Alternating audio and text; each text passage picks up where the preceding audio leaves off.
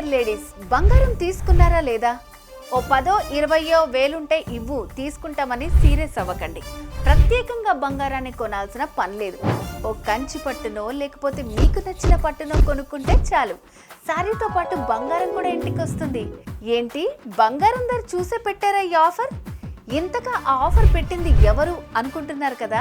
ఇంకెవరండి, మన వారాహి సిల్క్స్ వారు.